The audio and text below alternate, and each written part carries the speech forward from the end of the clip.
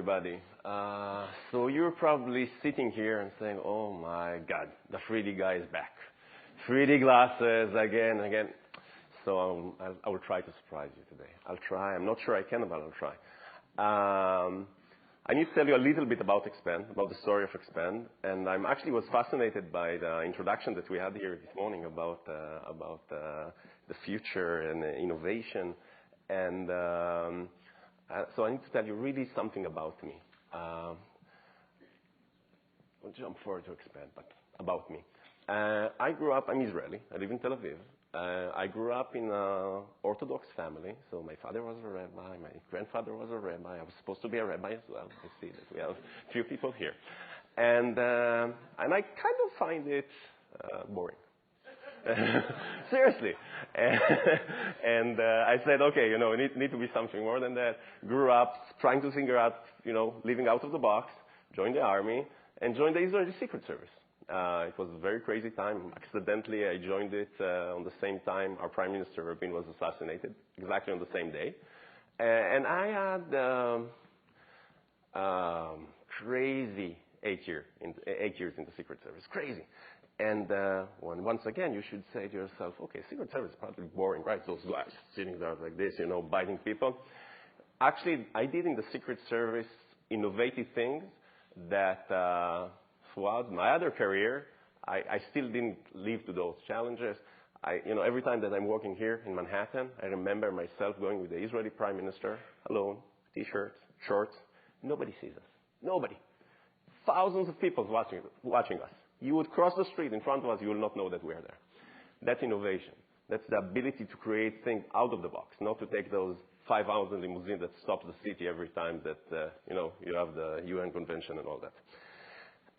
So going from this world, I started a company that did 3D educational content. I thought at the time that education in 3D is really cool, and we started building 3D cinemas. I founded Expand with my partners. Our CEO is Portuguese, owner is Slovenian, CTO from Portland, Oregon. Very crazy. And we started developing 3D cinemas. We had a cinema there and a cinema there. It was really cool. But we did recognize that it was a digital cinema revolution going on. We knew that 3D is just 3D, but the digital cinema revolution, changing projectors that were there for 70 years, that's something big. So we started building those cinemas. And as you can see, and you saw probably many 3D movies, we have about 10,000 cinemas all around the world. Thousands, like in China, anywhere you'll go. Go to India, we're deploying like 300 cinemas every month. It's crazy. And it was a very big thing, and I was extremely excited about it, running an avatar and making movies, and I found it boring. Seriously, eventually you see this, you see it, and it's boring. So 2008, I was having coffee with the engineer from Panasonic, Keisuke, and we kind of had a chit-chat, and he said, hey, Ami, we have this 103-inch TV, and we can use it for 3D. And I said, hey, we have those glasses, and let's do something. So we worked. Well, I didn't do anything. Our engineer worked. And then at CES 2009, January 2009, we showed it. We showed the first modern 3D television. James Cameron was there, and he goes like this. Oh, my God, this is so cool. And it was, we saw saw people loving it. And 1 year later, CES 2010, every TV manufacturer around the planet had 3D television. So the guy that was in the cinema industry had to jump to the TV industry. And it was consumer electronics, didn't know anything about it. And we started going into that. And currently, you'll be surprised. And it's always funny. You probably, like knowing your demographic, I would say that 50% of you have 3D TV at home. Probably 0% of you are actually using it in order to watch 3D. Because you say, why? What can I do with it, right? There's nothing to watch. So one day there will be something to watch, and there is... But still, it's my fault that you have this feature. And as Expand, we OEM a lot of those electronic glasses, those televisions. We test all the 3D television. The highlight of the thing was that we created a company that is owned by Expand, Panasonic, Samsung, and Sony called the 3D TV. and we actually license and check every 3D TV that you have in the market. So if you buy a Sony TV with a Panasonic Blu-ray player, it will work. So that was so cool and still cool, still going on. But once again, I found it so boring. It's, okay, you do it for a couple of years, but it's boring. And I remember saying to myself, okay, what now? And I kind of thought about the concept that what we have is a wearable computer, because our glasses are like the cheap, plastic polarization glasses. We have batteries in them. And in those batteries, we have like CPU, and it's a real machine. We have a LCD. That's the way it works. And I said, okay, so if I have a computer and I have it on the face of the eyes of people, what else can I do with it? So I went back to Boyd. Boyd is our CTO, 75 years old, Portland, Oregon professor. Hey, Boyd, did you ever do anything creative with it? And he says, hey, 10 years ago, there was this Israeli company that came to me, and they had this idea of using our glasses for amblyopia, but it never worked. They didn't have money. It was so big, blah, blah, blah. Okay, what else? And he goes, NASA came to me one day, and they did this clinical trial that by strobing the eye, they can find motion sickness with astronauts. Okay, that's cool. And we kind of pointed out, I'll talk about it in a second, but we kind of pointed out a few things and said, okay, that's a good idea. So I kind of had to find those Israelis that developed it many years ago. And funny enough, when I spoke with them, they said, hey, we invented it. We did the clinical trials. We had FDA approval. We had everything. But when we actually came to make the glasses were about £1 and cost $1,000 to make. Do you see a child wearing a device like this? I said, no, so that closed the company. So I found it, we bought it, and now we can make it for much cheaper. Just quick stop about all those politicians with 3D glasses. They just love it. There's nothing politicians love more than taking the pictures of 3D glasses. That's 3D education. I will not talk about it, but 3D education is something very interesting because we have thousands of classrooms all around the world. Thousands in the US, about 10,000 in India. And kids just go to school, they will be sitting in classroom, they will be learning. And at a certain period of time, the teacher will say, okay, so now put your glasses on, and they will watch a clip of 2 minutes, and after that, they will go back to the class. There was a lot of statistics and a lot of research done about it, and they just remember much more. They remember about 30% more. They will say, oh my God, so now everything is in 3D, we'll have to teach non in 3D? No, it doesn't work, because, you have those hypes. There are two reasons, by the way. The reason is one, that you can actually see something better when it's in 3D, so you can actually see things that you cannot see in 3D. And the second thing is, it's like horses. It's very hard to talk to your friends when you have glasses on. So it actually forces you to learn. Going just to the eye care industry, it's very interesting because one of the things that happen as a side effect is that children are saying, okay, we not see it in 3D, or we see it blurry. And it's a very good diagnostic tool to find that kids have a problem with the stereoscopic vision. And in the past, stereoscopic vision was not that important. Now it's pretty important. There are many things that could do it. So it's a good diagnostic tool. And let's jump forward. So that's life. That's my life, film festivals and all that. And that's the question. Why am I here today? Besides that, I like New York, and it's always a pleasure. So amblyopia is a big problem, right? 3 to 5 to 7, depends what part of the world you're talking about. Kids need to be treated when they're 3 to 6 years old. Big problem. There was no innovation made in this field for, I don't know for how many years, till those Israeli guys started with this concept. And the treatment for amblyopia, as you know, is very simple. You patch the strong eye, and you force the weak eye to work. And we developed those glasses, Emblaze. And what Emblaze are doing, those are glasses, subscription glasses, just with another layer of LCD and a computer. And we simply patch the eye for 30 seconds, and we open the eye for 30 seconds. Kids go to school with their cool glasses. They are not pirates anymore.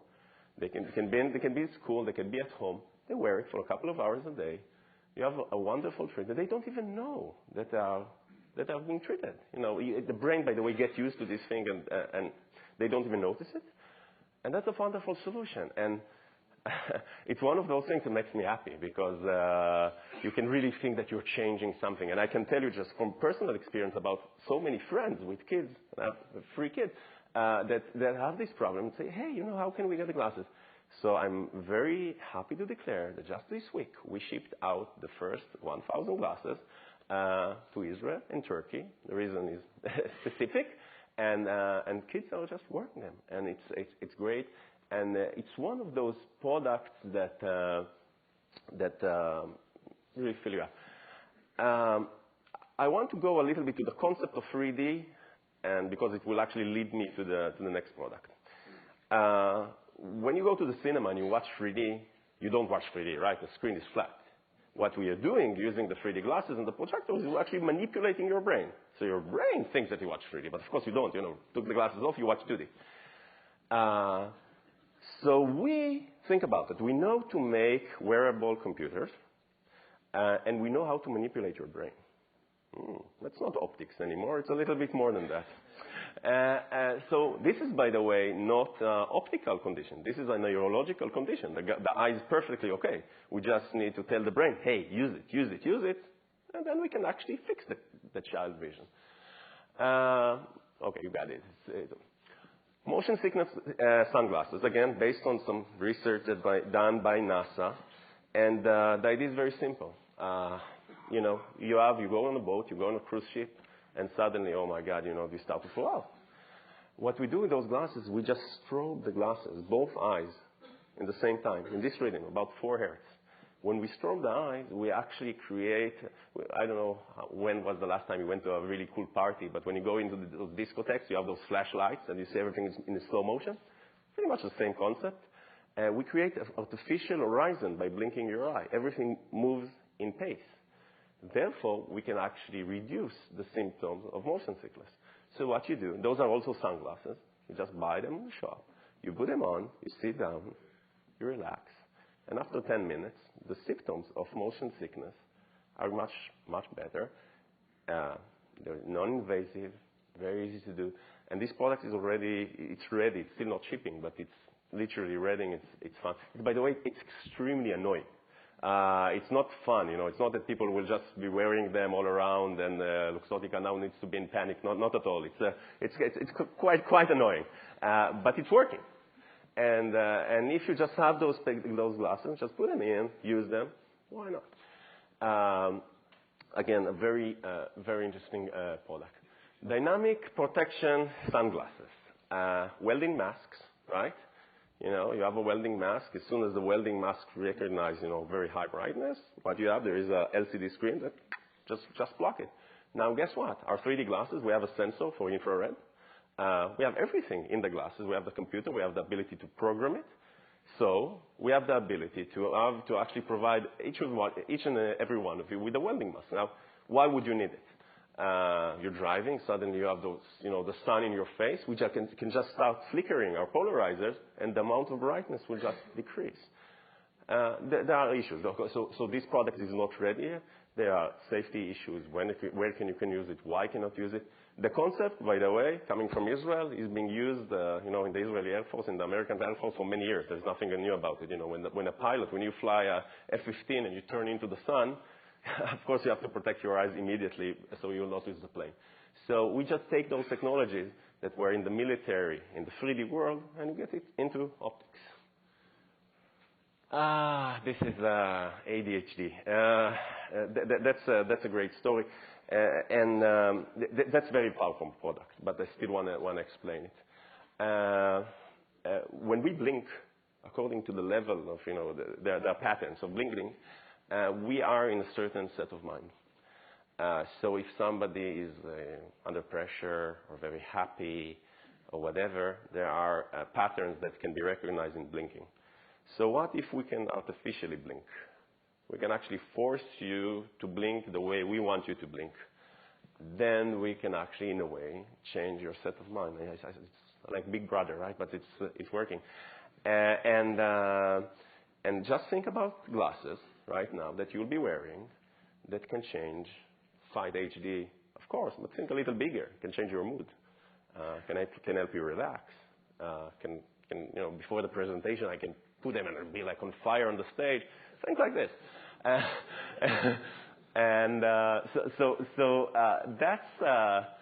That will be a very long clinical test. I know it. You know, there will be a few years until you see it, but it gives you a glimpse to the future of this industry, and I will talk about it in a few seconds.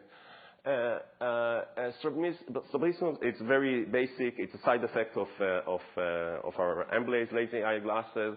Pretty much when you treat kids with a patch, this is a side effect. We figure out that by the fact that we can actually manipulate the eyes, we can also correct your condition. There is no, we didn't do a clinical test for that, but it's pretty proven in the clinical test of Emblaze that it's working. But we will do another clinical test just to prove it specifically. But in point of hardware, glasses, etc., it's exactly the same glasses. So the Emblaze eventually will have another feature of this. Now, I want to talk to you about the future. And it's interesting because I remember when I met people from the consumer electronics world for the first time, I was shocked. They were shocked. It was an interesting meeting. And I think that this industry is facing such a major revolution and such a great opportunity that you're probably not even aware of. And it comes from, remember, I'm coming from consumer electronics, so I know what all the consumer electronics giants are working on. And the way the glasses that some of you are using and many people are using are very primitive. You know, pieces of glass on the face, you know, think about it. While, you know, we have those iPhones and all those things. We are developing, not we. Companies like Samsung and LG are developing flexible, transparent, high definition OLEDs that can be on your eyes. In other words, I can have a curved screen, exactly like your lenses, and instead of watching the real image, you'll see something that's possessed by a camera. In other words, one day, the optical element of the lenses will die. There will be no optics there. There will be a screen. And the screen will decide with cameras and with actual reality to show you. So it can be a night, so you'll have a night vision. If you want to enlarge the image, it will be enlarged. If you have a certain, you have a certain number here, a number there, everything will be fixed. Everything will be done by software. It's this world of wearable computers that Google Glasses is really just the first glimpse, and Google Glasses is a very primitive device. It will be extremely popular, but when you think about it, it's a very primitive device. It's a display device that is connected to your phone. But the future, and that's what I want you to take home, is that this phone will not exist. Everything will be in the cloud and in your glasses. So if you plan your moves right, everything that we're doing right now here will be done in your devices. If you do it right, you'll be the kings of the world. If you're doing it wrong, Samsung and LG will be the kings of the world. So just a thought. Thank you very much. If you have any questions, feel free after or whatever.